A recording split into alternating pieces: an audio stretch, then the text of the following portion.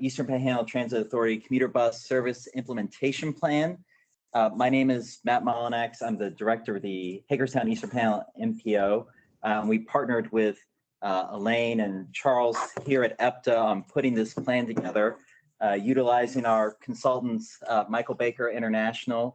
You're going to hear from Rebecca Bankard in just a second. So we want to welcome everybody that's here in person at EPTA's offices at 446 Novak Drive in Martinsburg, and those of you who are joining us online through Microsoft Teams.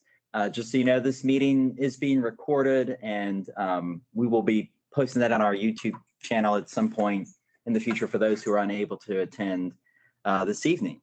So we're very excited about this project, and I'll turn over to Elaine to say a few words about it. No, I think we've worked really hard on this, and we have a great plan in place that we hope gets approved after this public comment period, and we look forward to moving on to the next process after this. Outstanding. All right. And then at this time, I'm going to, go ahead and turn it over to Rebecca Bankard with Michael Baker to walk you all through the presentation for this evening. Yeah, thanks, Matt. So tonight we're going to start with reviewing the commuter bus feasibility analysis that we completed in 2019, go over the service plan for the commuter bus, talk about our financial plan, our marketing plan, and then lastly, we'll go over implementation. So as you guys all know, this region has seen a steady population increase over the last 15 years. We've seen it and have seen an increase in demand for commuter transit service. We've heard that has been voiced in the numerous surveys that we have taken or put out, including EPTA TDP survey, long range plan. We see the need for commuter bus service, not only to Washington, D.C., but the Northern Virginia suburbs as well. And so based on the analysis that we were seeing, we noticed that more than half of the workers in Berkeley and Jefferson counties were commuting to locations outside of these two counties. And many were commuting to employment destinations along the I-270 route in Maryland, Washington, D.C., as well as the Dulles Toll Road in Virginia. And so during this time period, in 2002, WMATA approved an extension of the Silver Line, which would link existing transit to the growing centers of employment and activity along the Dulles Toll Road, including Tyson's Corner, the Reston Herndon area, as well as Dulles International Airport.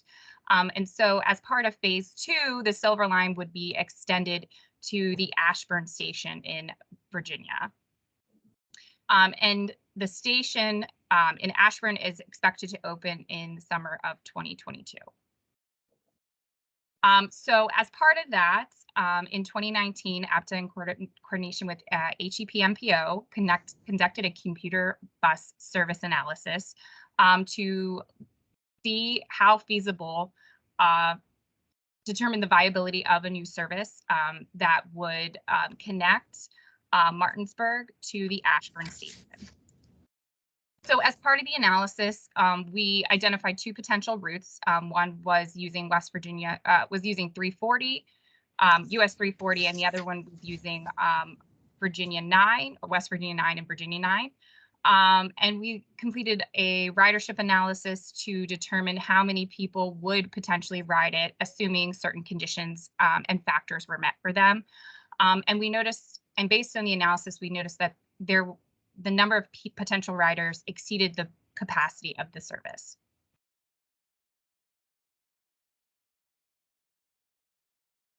So to ensure that there was a successful implementation of the commuter bus service, we identified key stakeholders, including the West Virginia Department of Public Transit, the City of Ranson, the City of Martinsburg, Loudoun County Transit, as well as Heidenberg Properties Group, which is the owner of Potomac Marketplace in Ranson. We held biweekly progress meetings to discuss implementation details, provide feedback on our plan, as well as to identify like any key factors for success. In addition to those meetings, we held coordination meetings with Heidelberg Properties as well as Loudoun County Transit to discuss bus stop locations, connections, any potential challenges we might see, as well as the establishment of memorandum of understandings. We also, as part of these biweekly calls, we identified a need to create a public survey to better understand the demand as well as any optimal times for the commuter bus service. And so the survey was open from November 15th until December 15th. And we had 228 people participate, and we saw that 78% said that they were interested in taking the commuter bus service, and many of those who completed the survey also worked in zip codes that would be serviced by this commuter bus, as well as the WMATA Silver Line.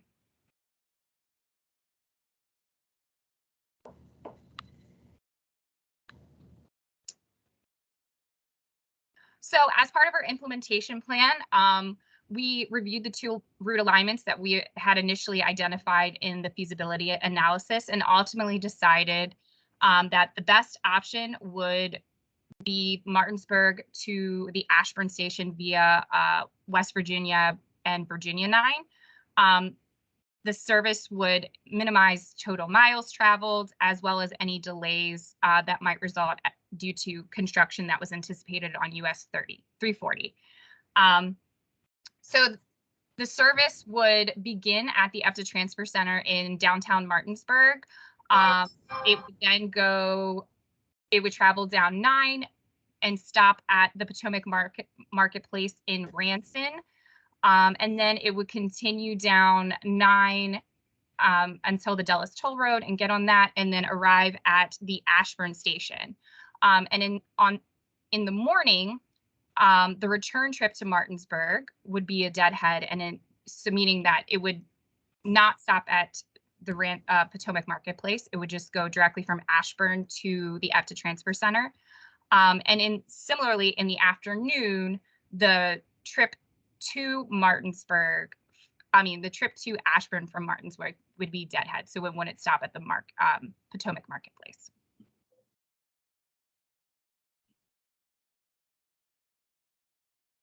So how does this service compare with the other commuter service region?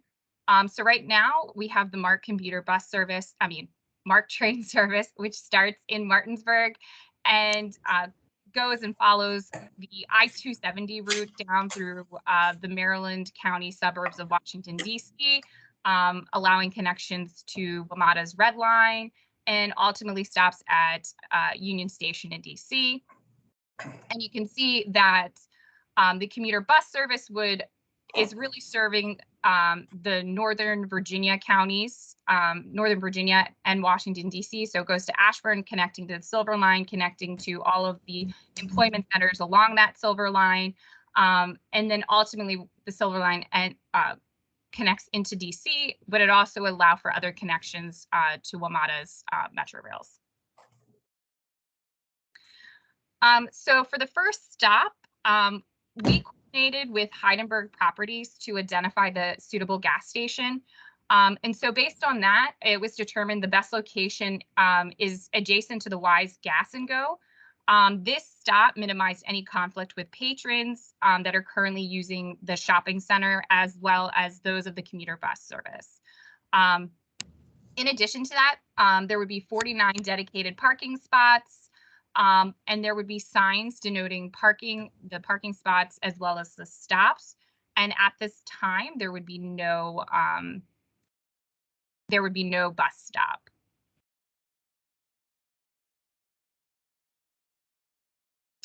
So when we were initially doing the implementation plan, we had, with Loudoun County Transit, had identified 2 potential stop locations.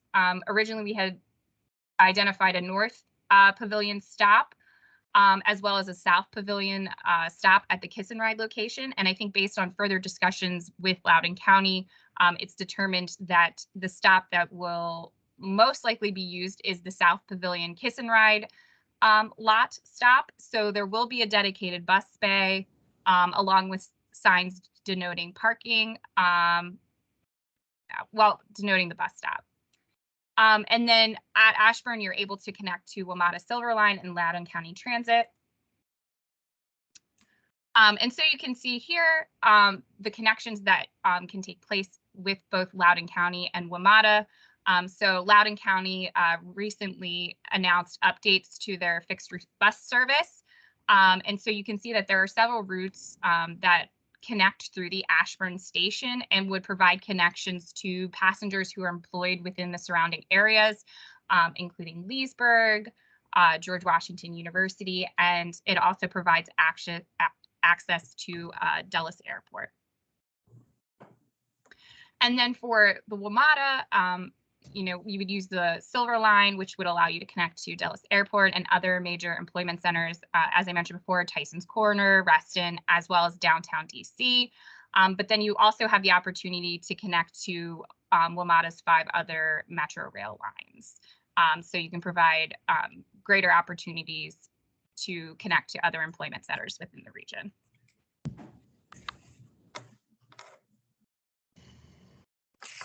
In terms of schedule, so right now we are anticipating that we will have 2 buses, and each bus will be one trip each in the morning. So for a total of 2, so it'll be 2 trips in the morning and 2 trips in the afternoon. So you can see that in the morning, one bus will leave at 6 a.m. and at 7 a.m. They'll arrive in Ranson, allow for 5 minutes for passengers to board.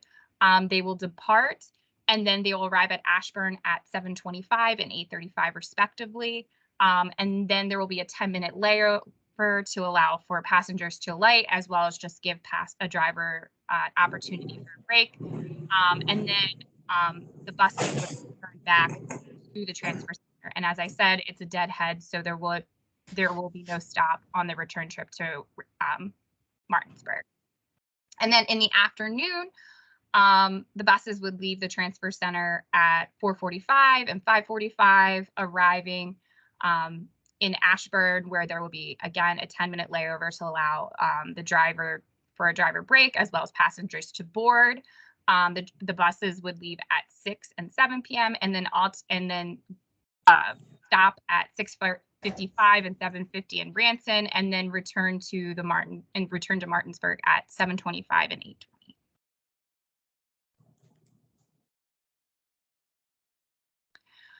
For operating cost, so we calculated this operating cost using EPTA's 2021-22 fixed route service cost. These costs were updated to take into account an increase in driver salary for EPTA, as well as to take into account for inflation. So based on that, it roughly comes out to $1.87 per mile and $39.94 per hour. And so we then calculated the cost per mile and cost per hour based on the schedule and mileage. So the commuter service will cost roughly $291,000 to operate.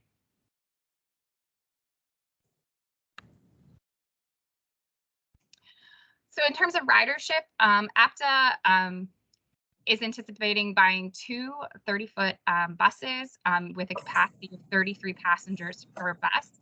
So that gives a max ridership of 66 passengers per day, so round trips.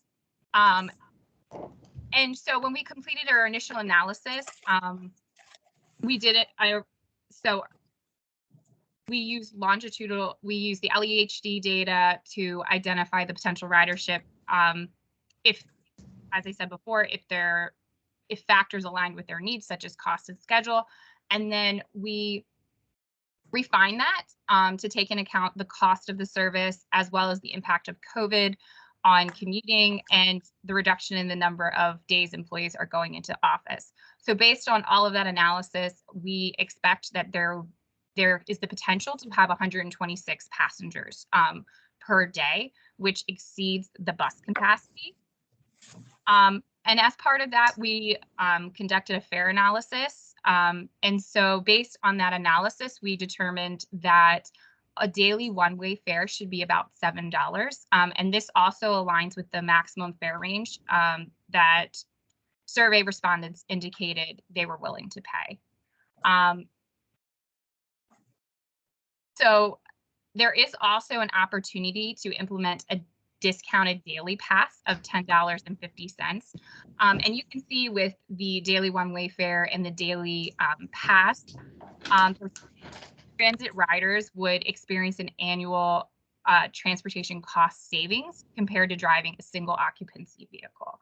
And so this is based on the cost to drive a personal vehicle 40 miles for 2.5 days per week. And we assumed similar numbers for the commuting costs.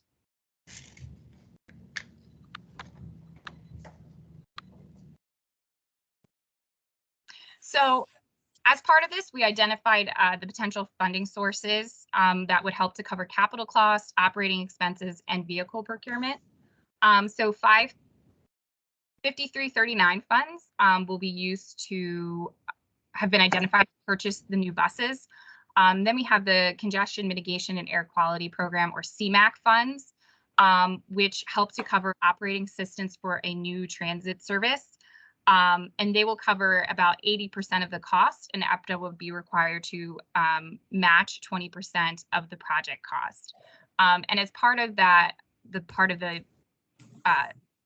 CMAQ funding, we did have to show that there would be a mission benefit for utilizing this. And so you can see that the total emission benefits in kilograms per day that the region would experience by utilizing travel and reducing the personal vehicles for North.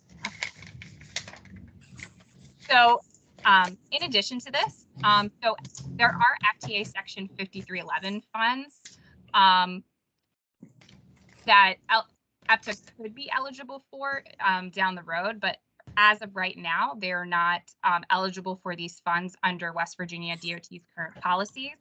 But if the policy were to change and were to allow recipients of 5307 funding, which EPTA is, to utilize 5311 funds, then EPTA should consider utilizing these funds for the operation of commuter bus service. So in addition to that, there are other competitive grant programs. A couple of these are listed here. And EPTA may be able to use these throughout the duration of the pilot program. Competitive grants aren't guaranteed, but they do have the potential to provide funding above and beyond the formula grants that are available.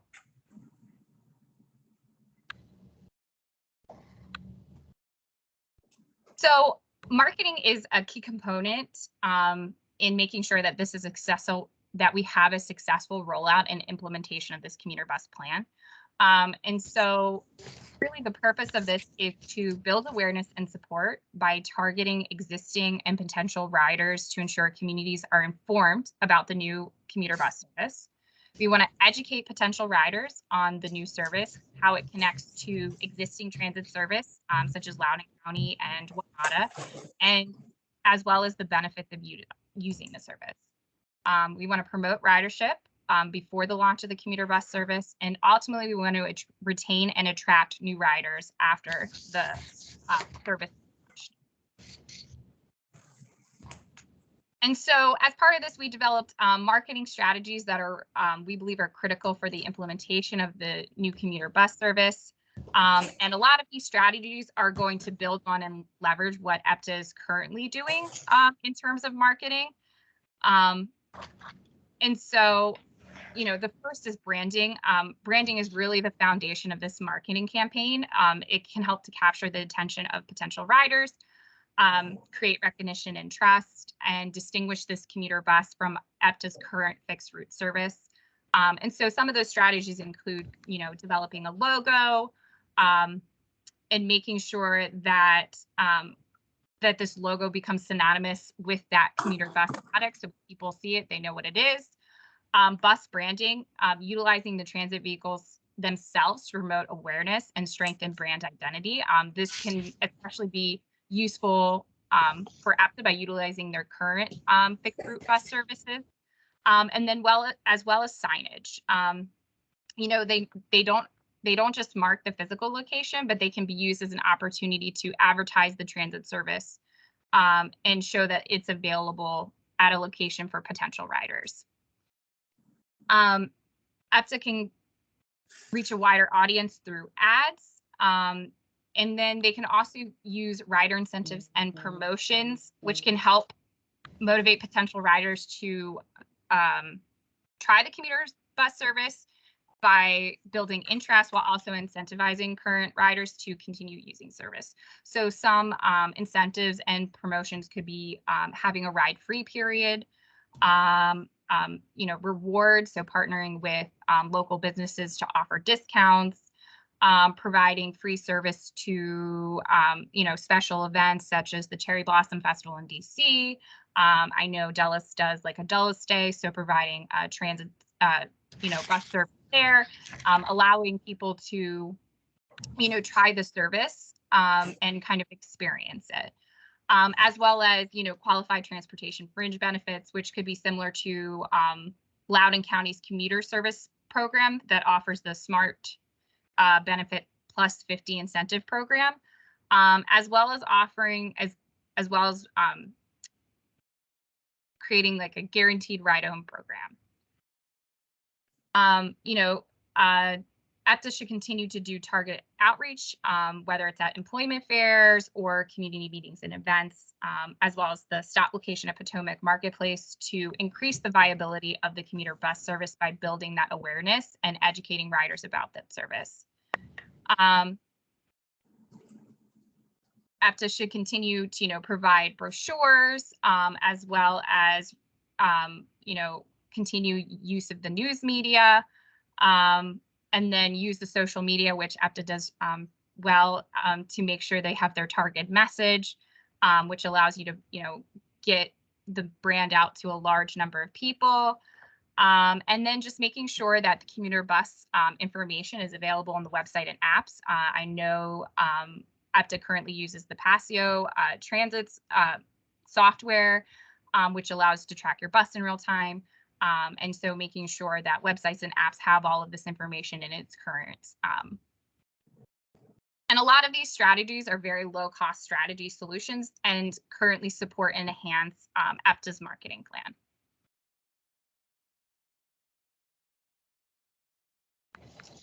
So as part of this plan, we developed a list of tasks and subtasks that help create the or help support the successful implementation of the commuter bus service. And so these tasks, you know, range from funding, as well as bus commuter onboarding, marketing, that, you know, needs to begin well before the service begins. You know, test running the service, finalizing by schedules, as well as what EPTA should be doing post implementation. And all of these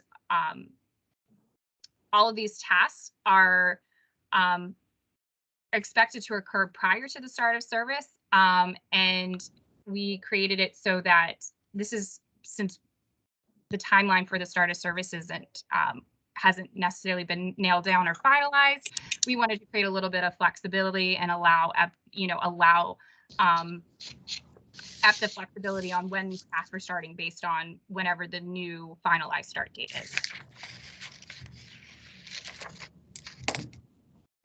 So in terms of valuation of service, as part of our feasibility study, we identified ridership targets.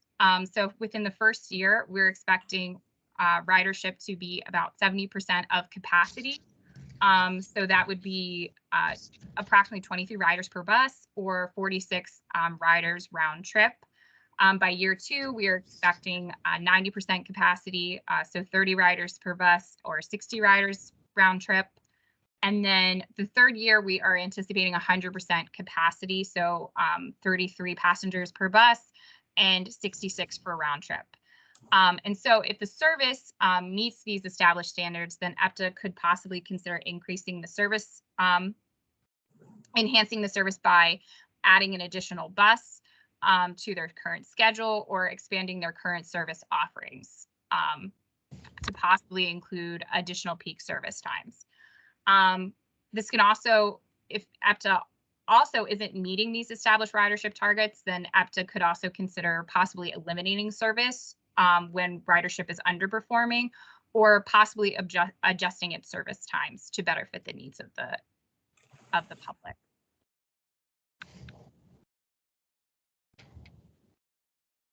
So also, as part of this, we identified potential risk. This will help to prepare EPTA for any contingency planning that may result due to changes in the implementation timeline. Really, the goal of this is to minimize and kind of negate any adverse situations that could occur. We do know there's a lot of things that are outside of EPTA's control. So in terms of unsigned MOUs, so EPTA will be entering into 3 MOUs, one with Heidelberg Properties for Potomac Marketplace, one with Loudoun County Transit for the Ashburn Station, and one for the Dulles Toll Road. As of right now, the Potomac Marketplace MOU has been signed. I believe they're in talks with Loudoun County for the. That's been signed as of yesterday morning. Yeah. Yeah. So we're signed for 2 of those.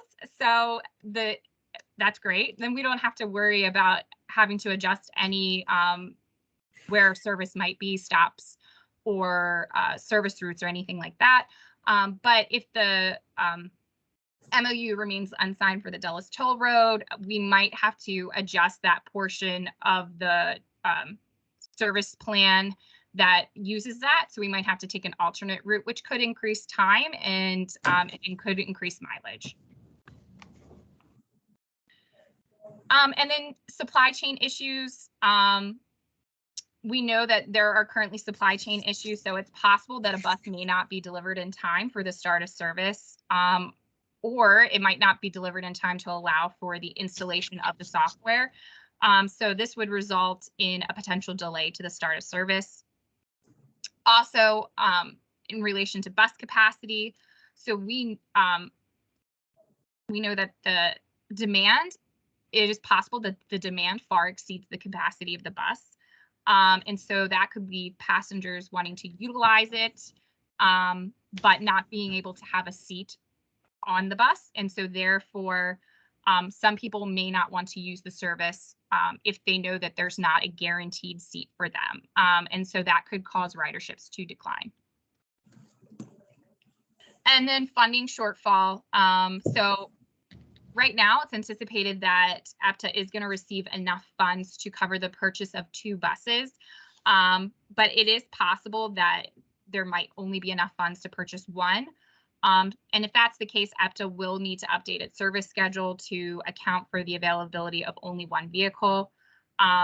And so there's kind of 2 options. EPTA could choose to eliminate one of the morning and afternoon trips, or EPTA could choose to update the service times so that 1 bus could make 2 trips. And you can see the schedule on the right kind of showing what it would look like 1 bus making 2 trips.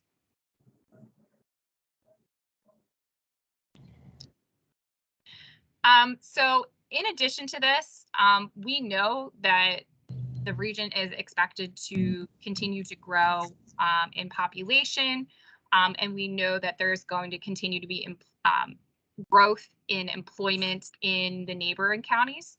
So we know that there could be several opportunities for future enhancements to the service. And one of those would be the addition of additional 3rd trip. So if the commuter bus far exceeds the capacity of the service, EPTA has the ability to incorporate an additional trip for both the morning and afternoon times. So ideally, you would do that by just adding the purchase of an additional bus, so having 3 buses running 1 trip. But it is possible that due to funding, they might not be able to get a 3rd bus. So you could choose to update the schedule so that 2 buses are making the 3 trip.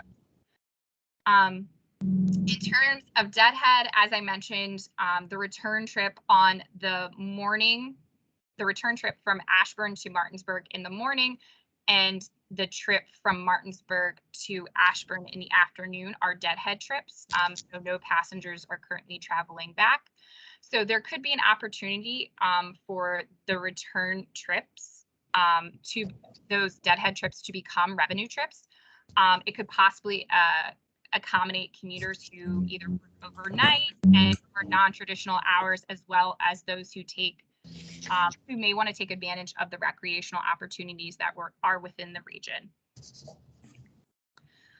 Similar to weekend service, we are very close to Washington, D.C., as well as some other tourist destinations. So there could be an opportunity to offer limited weekend service to the Ashburn station to allow for people to, go to those activities. And it could also be used by those who want to take advantage of the recreational opportunities that are also provided in Jefferson and Berkeley counties on the weekend from those who are maybe in Northern Virginia or in Washington, D.C. And then in terms of future connections, so Leesburg, Virginia, we've seen that this is a major employment destination for many of the residents in Jefferson and Berkeley counties. And we also saw that it was identified in our commuter bus analysis as a potential stop location and enhancement opportunity. So this could be an opportunity down the road, as well as Dulles Airport. So, the airport is a hub for national and international travel, and could provide direct opportunity, provide connections for those who want to go to the airport, as well as those who may work at the airport.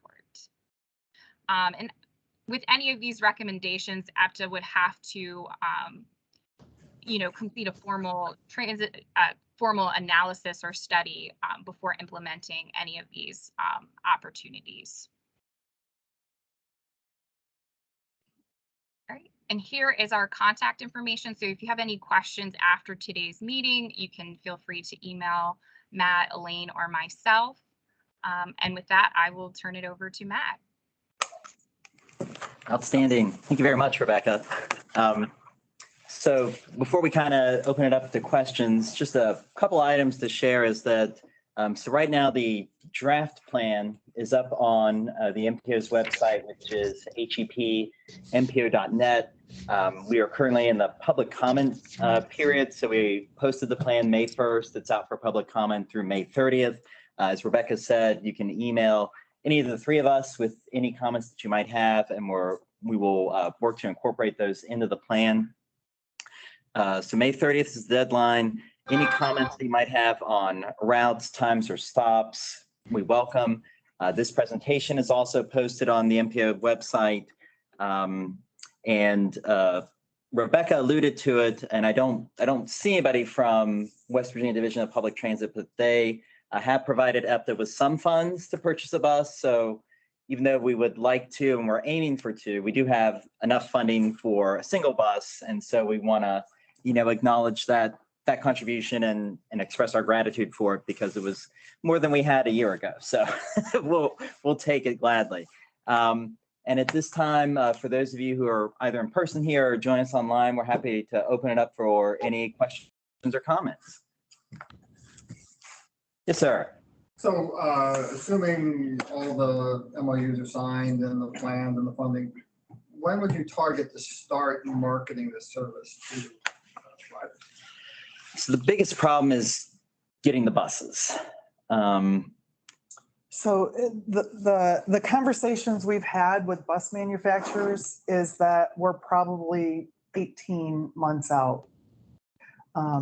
They just are so far behind because of COVID that the factories are backed up. So my guess is I did get some information when I was at a conference last week. So we have some other avenues, but I'm going to say 18 months at a minimum. But I would assume that you would start marketing in advance of the buses going up. Yeah.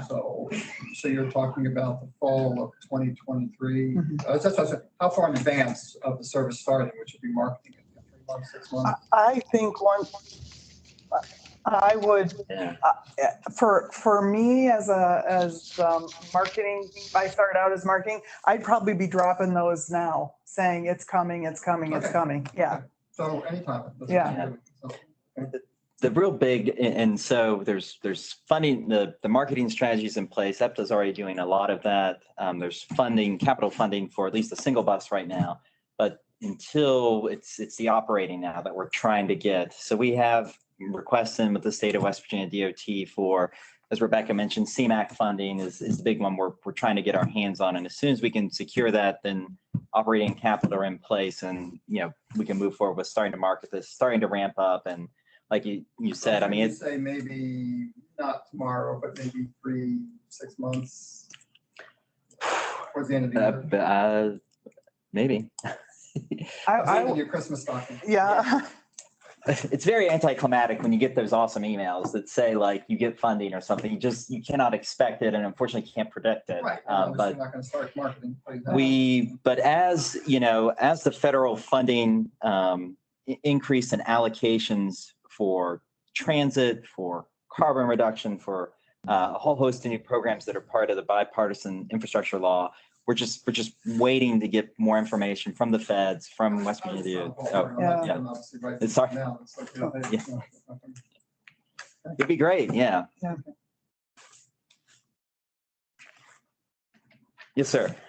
So in the survey that you did, because presumably the respondents were weighted toward people who are interested in service. Do you have any sense of what the end destination distribution was? So we did have, and I can show you, I can pull it up on my laptop. We did have folks complete the survey and indicate their zip code by where they worked. So we have a strong indication. There's very strong in Leesburg and Ashburn. And then it seemed like a lot were headed to Union Station, which is not, I would say qualitatively, that has been my experience in talking with MARC riders as well. A lot of them are just trying to get to Union Station. They might hop off at Gaithersburg, but trying to get down there. As an alternative to your MARC or complement MARC, similar commuting patterns, not the Tyson. Yes, some of that. The end destination, there's a big part, but the amount of folks that live in Jefferson County and work in Loudoun is tremendous. And so most folks during the survey, the idea was in their minds was so good. They were like, when does this start? Like this should be starting. And as Rebecca mentioned, we worked together with EPTA's Transit Development Plan in 2020. We just updated our long-range transportation plan. Our last one was done in 2018. For Jefferson County and some folks in Martinsburg, this has been a consistent thing with just increasing commuting options for Eastern Panhandle residents. Is that because obviously if you're timing your travel and your end destination is Leesburg or Ashburn, your pickup times and departure times are very different than if your end destination is Union Station, because that's another at least hour from. At least. Yeah. And that was part of the survey as well, was what would be the preferred start and return times. And we did try to work backwards from that. Yeah. Hi, I pulled up the there you zip go. code for survey respondents. So you can see that a lot of people indicated that they were within the Ashburn or a census tract or zip code around the Ashburn station. And you can see it kind of follows, the Dulles Toll Road into Washington, D.C.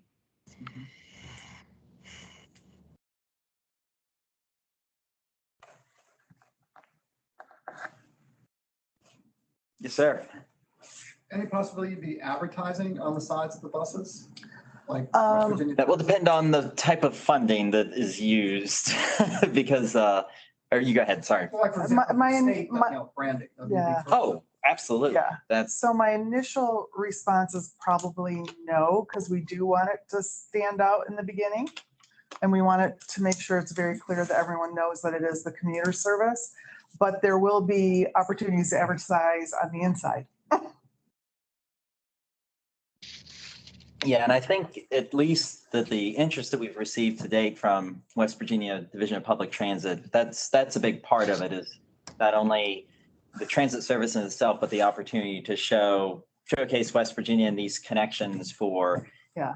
essentially anybody that would be coming to do business work or recreate in our area. Yeah, I mean, but you do make a good point. That actually might not be a bad idea, is to talk to tourism about Well, something. the state has been very adamant about the logo, the design, and they're gonna have a say in it. So as far as, I think Yeah. there probably will be some type of advertising linked into the logo if they work. I just think there was, They- there was just a tourism summit, and Chelsea Ruby, the Secretary Yeah. of Tourism, was there yesterday talking about the branding campaign and the Yeah. support that the governor and the money that the governor is putting into tourism. So it seems to be a favored.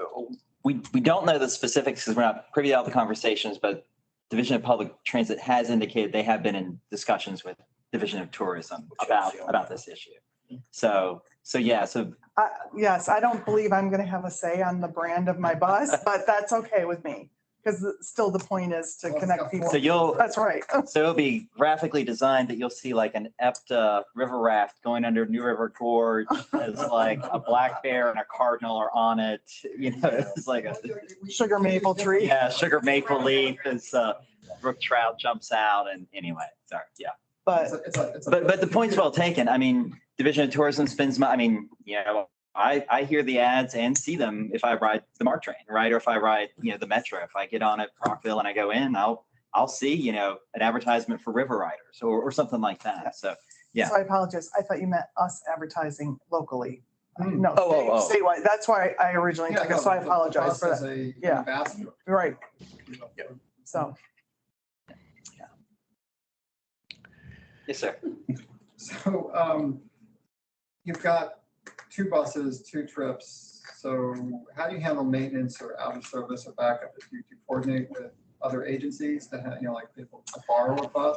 so we would probably pull one of our non-commuter style buses in if that we had an emergency, but we do all our maintenance on site as much as I mean, obviously if it's something major, we're probably gonna have to pull it out, but we're dedicated to work around that.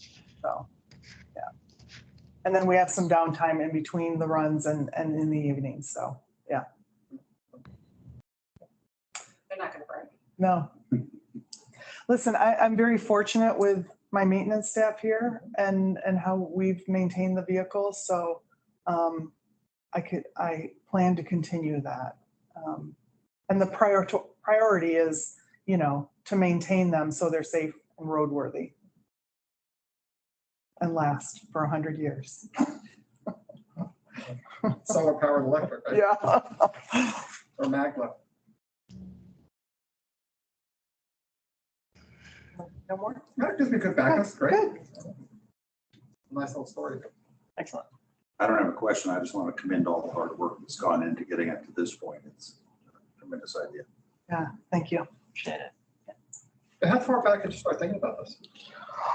Oh, maybe Gosh, 2018, 18? late or early 2018, because it was a public meeting for the last long range transportation plan update.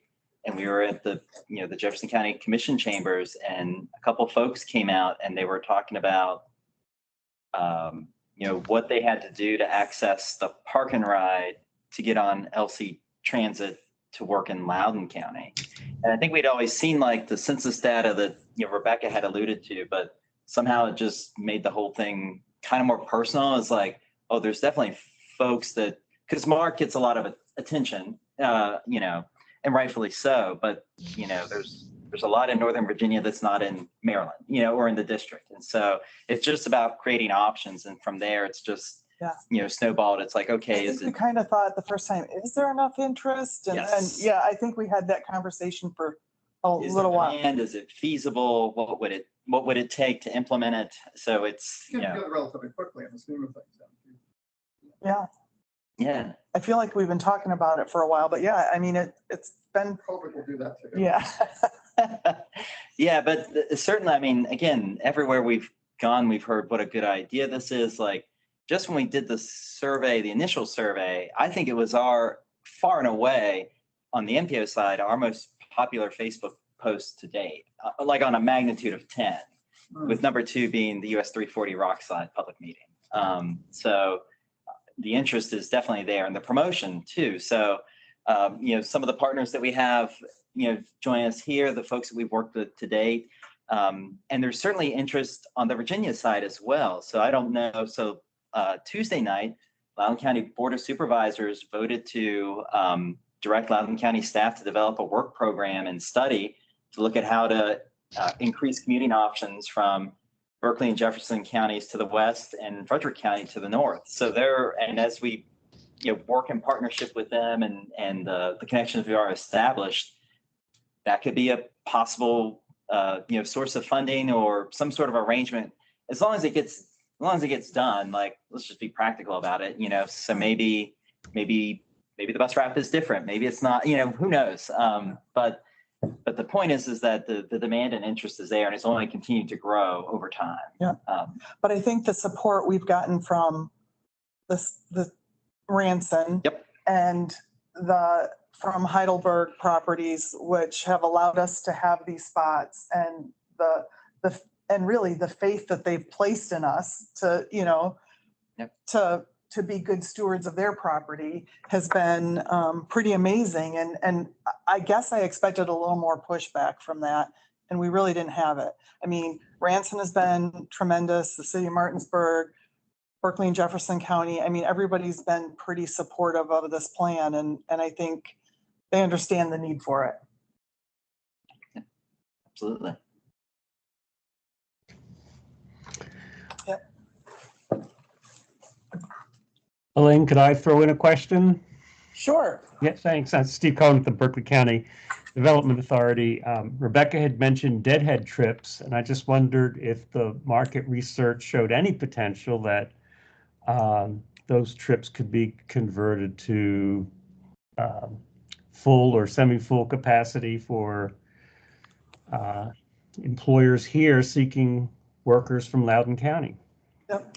Well, I think and I'm going to speak from my perspective. I think the option would always be open, but for the purposes of the study, we didn't plan on it initially. I mean, if somebody calls us up and says they're standing at the transfer center in Loudoun County and wants to get on the bus to come to Ranson, we're certainly going to take them. I mean, so absolutely. I think just for the purposes, and maybe day one maybe there are no deadhead miles. Maybe there is a demand day one. We'll be ready for it. Thank you.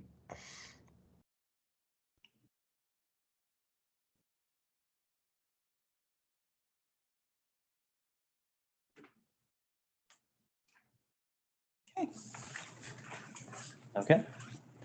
Any other questions or comments from those in the room or those joining online? Just Okay. very exciting. Yeah, heck yeah. Wonderful. Well, again, public comment period on the draft plan is open until May 30th. You can download it on HEPMPO.net. Tonight's presentation will be posted eventually on our YouTube channel. We'll get that up as well. And yep, there's the contacts for any comments that you have between now and then. So I don't know, there's nothing else. I guess have a safe trip to wherever you call home or work if you're going to work. I don't know. All right. Yep. Thank you, Rebecca. Thank you, everybody. Have a great night. Good night. Farrell beat you to it. You got me a Have a good contact. night. I heard back from them. Well, fine.